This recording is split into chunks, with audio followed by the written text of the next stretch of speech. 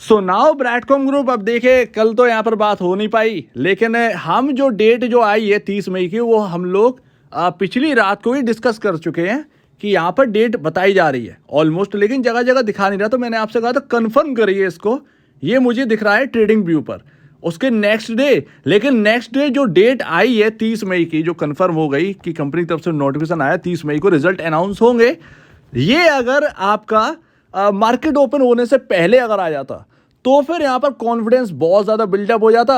आपका जो मार्केट में जो एक लेवल टूटा है 14 रुपये जो 80 पैसे दिख रहा है, ये आपका फिर से वापस 16 रुपये प्लस हो जाता।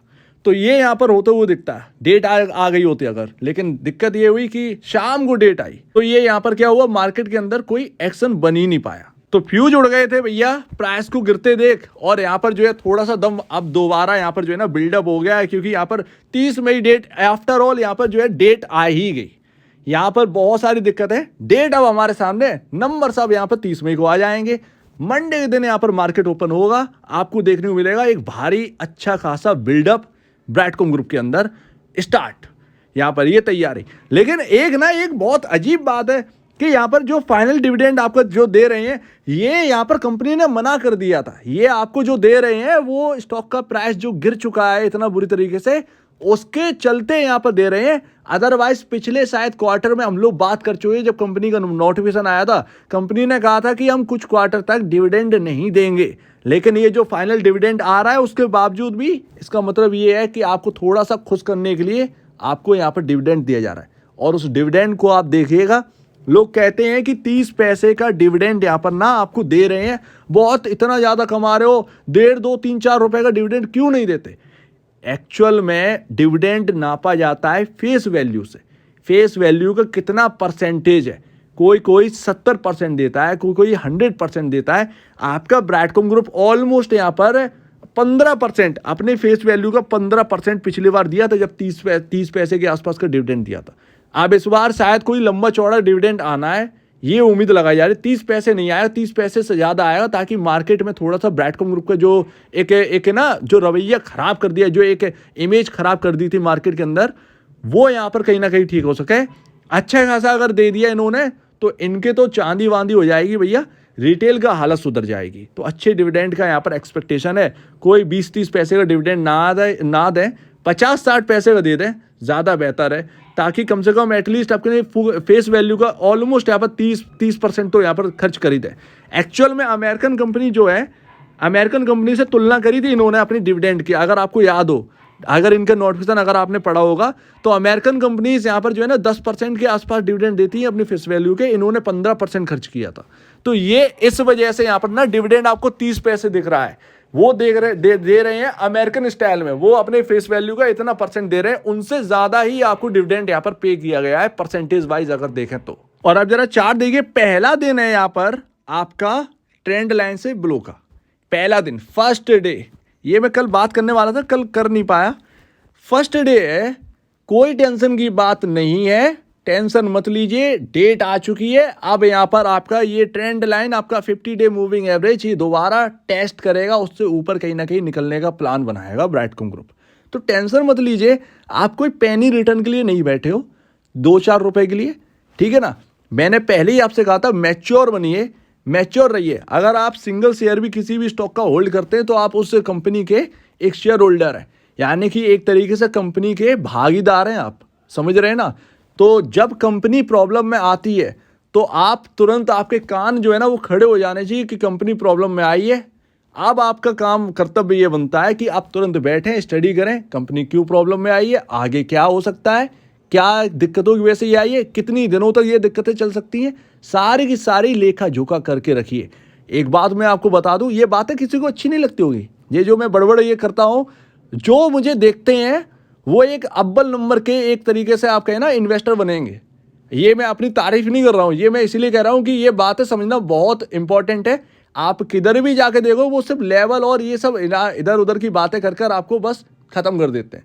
मैं इसके लिए लेवल बताने के लिए नहीं बैठा हूँ कि ये लेवल, वो लेवल, फलाना लेवल, पी यहाँ पर है, ये वो वगैरह वगैरह, तो यहाँ पर पिवट पॉइंट है, यहाँ पर बच जाएगा। ये सब मेरा काम नहीं है। मेरा काम है आगे का गाइड करना, वो मैं अपना वही निभाता हूँ, और जो देखते हैं वो समझते हैं चीज़ें।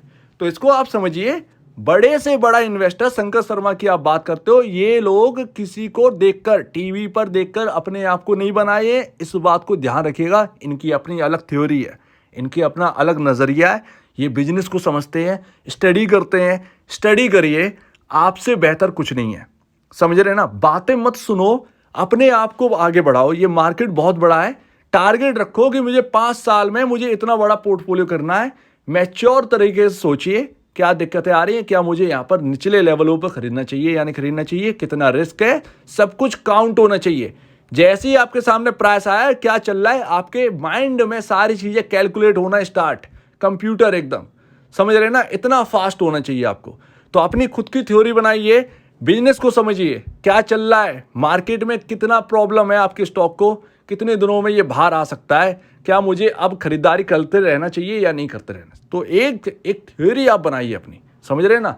नहीं तो अदरवाइज आप ये सब देखेंगे टीवी वीवी वगैरह, आप कुछ नहीं कर सकते मार्केट के अंदर, आप डरेंगे और कुछ नहीं। और ये जो बाहर निकल रहे हैं ना लोग, ये आपको पता है, ये तो खैर कहने की बात है, ये सीधी सी बात है। ब्रैडकॉम ग्रुप 50 डे मूविंग एवरेज के ऊपर नहीं टिक पाया, ये इट्स अ फैक्ट, इसको हम बिल्कुल भी नजरअंदाज नहीं कर सकते।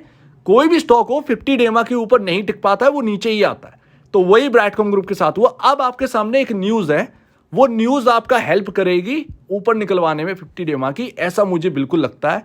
यहां पर क्या होगा, अगर 50 डेमा ऊपर निकल गया तो आपको फिर 21 की तरफ एक नजारा जो है ना वो देखने को मिलेगा, जो कि मैं चाहता ही हूं। शुरू से मैं आपसे बोल भी रहा हूं कि 21 रुपए के ऊपर सेटल होना जरूरी है फाइनल एफए से पहले, तब आपकी जो भयंकर तेजी होगी वो मार्केट आपके पूरे फुल सपोर्ट में रहेगा। छोटे प्राइस में क्या होता है कि बाइंग होती है, और यहां पर बाइंग करते करते अब आदमी क्या होता है, वो खरीद लेता है, उसका रिटर्न बन जाता है 100% से अब आपका रिटर्न अचानक से देने लगे तो एकदम दिमाग तो एकदम काबू से बाहर निकल जाता है बहुत से लोगों का। वो क्या करता है, वो हर समय वो एक डर में रहता है कि अब गिरेगा तो नहीं, क्या मुझे बेच लेना चाहिए, क्या मुझे बेच लेना चाहिए। जैसे ही एक गिरावट आई, वो समझो वो तुरंत बाहर निकलने के लिए क्लिक दबा देगा। तो ये एक माइंडसेट रहता है रिटेल इन्वेस्टर्स का बहुत बड़ा, क्योंकि उनके पास कोई गाइडेंस नहीं है। आप अलग तरीके से चलिए, आप अपनी गाइडेंस को पूरा करिए। मैं तो शुरू से आपसे कह रहा हूं, सारी चीजें समझने के बाद डिसीजन लेना स्टार्ट करिए। फास्ट, ये मार्केट किसी के लिए रुकेगा नहीं, समय किसी के लिए नहीं रुकता, तुरंत करना है। और लोग कहते हैं स्टडी करने से कुछ नहीं होता। मैं आपको बताऊं, एक थ्योरी चलती है मार्केट में, एक पढ़े लिखे की और एक ऐसे ही आए मार्केट के अंदर। होता क्या है कि पढ़ा लिखा जो है वो सारे नंबर चेक करके, पी रेशियो वगैरह वगैरह सब कुछ चेक करके वो इन्वेस्ट करता है। उसे बताते हैं डम इंसान। जो बिल्कुल स्टडी नहीं करता, वो क्या देखेगा, मेरे घर में क्या क्या चीजें आ रही हैं, प्रोडक्ट, डाबर का प्रोडक्ट आ रहा है, ठीक है, रियल जूस आ रहा है, डाबर खरीद लो, ठीक है, कोलगेट में यूज करो, कोलगेट खरीद लो। आप डाबर और उसका आप देख लीजिए, कोलगेट का हमारे यहाँ तो लिस्ट है ना, ये आपका स्टॉक ऑलमोस्ट 1600 रुपए के आसपास, डाबर 500-600 रुपए के आसपास, ठीक है। आप यहाँ पर प्राइस उठा के देखो कितना रिटर्न बनाया होगा, कितना रिटर्न बनाया होगा इन्होंने, कितना रिटर्न आपको दे दिया। मैं तो 3-4 सालों से देख रहा हूँ, डाबर 300 से 600 की रेंज में घूम रहा है, ठीक है ना। तो ये, और कोलगेट तो मैंने 1500 रुपए पर तब भी देखा था, आज भी मैं उधर ही देख रहा हूँ। तो मतलब क्या है, ठीक है ना। तो ये पूरी बात आ जाए तो ये तो थ्योरी बिल्कुल गलत है कि स्टडी करने से कुछ नहीं होता। स्टडी करने से, जिसने टीसीएस में लगा दिया होगा ना, जब उसका आईपीओ आया था उसके बाद लगा दिया होगा, या इन्फोसिस में लगा दिया होगा, उसने इतना बेहतरीन रिटर्न कमाया होगा। विप्रो से कमाया, विप्रो ने तो अमीर बना के रख दिया, करोड़पति बन गए हैं लोग, ठीक है ना। डिविडेंड ही करोड़ों में आता है लोगों का। तो आप समझिए, स्टडी करने से बहुत कुछ होता है, बहुत कुछ आपको देखने को मिलता है, आपके एक नजरिया बदलता है। स्टडी करो, और बीसीजी को स्टडी किया है तो फिर आपको डरने की कोई जरूरत नहीं। एटलीस्ट आप इस टाइम उन लोगों से अलग हैं, डीकपल हैं बिल्कुल, जो बिल्कुल स्टडी करके नहीं बैठे हैं, जिन्होंने सिर्फ प्राइस को देख लिया 14 रुपए 15 रुपए का, जिन्हें थोड़ा सा रिटर्न मिलता है वो निकल जाते हैं। तो आप एटलीस्ट उनके जैसे मत बनिए। आपने एक लंबा नजरिया रखा है, रखो। जैसे फाइनल एफए होगा, फाइनल एफए पास होगा, दिक्कतें खत्म होगी। इसमें आप देखिएगा, मार्केट यही देखेगा कि $1 बिलियन के आसपास की नेट सेल है, नेट रेवेन्यू है, और यहां पर प्रॉफिट जमकर कमा रही है। सीधे सीधे आज कोफोर्स की साइट पे जाके देखिएगा, $1 बिलियन का रेवेन्यू का वो सेलिब्रेशन कर रहे हैं, आप ऑलमोस्ट उसी के पास है। तो ये सारी चीजें आप देखिएगा, कंपनी सेलिब्रेट कर रही है, आप एकदम $1 बिलियन के आसपास आने वाले हो, वो भी 14 रुपए का प्राइस आपको मिल रहा है। तो ये सारी चीजें देखने वाली होती हैं, सारी चीजें आपने स्टडी कर रखी हैं। आप अपने आप पर काबू रखिए, डरिए मत ये छोटी मोटी गिरावटों से। एकदम आएगा, चढ़ेगा तो वो गिरेगा भी थोड़ा सा, फिर एकदम उछाल आएगा, कोई प्रॉब्लम की बात नहीं। सो उम्मीद है आप पूरी बात यहाँ पर समझे होंगे। अब हम नेक्स्ट यहाँ पर बात करेंगे नंबर्स कैसे आ सकते हैं, इसके साथ साथ कोफोज का क्या सीन है, जरा उसको समझेंगे नेक्स्ट वीडियो। सो उम्मीद है इस वीडियो में आपको बहुत सारी चीज़ समझ में आई होगी। मेरी बात पर गौर करिएगा, ये नहीं तो कुछ नहीं, आपको स्टडी करनी है बस, समझे ना। ये चीज़ आपको नोट कर लेनी है, सैटरडे संडे आपको स्टडी करनी ही है। टाइम निकालो, रात का हो दिन का हो, स्टडी कर डालो थोड़े से शेयर पकड़िए, क्या हुआ था, हिस्ट्री विस्ट्री इधर उधर, उस मार्केट में क्या हो रहा है इस सेक्टर के अंदर, तो वो सारी चीज़ें आपको पता चल जाएंगी।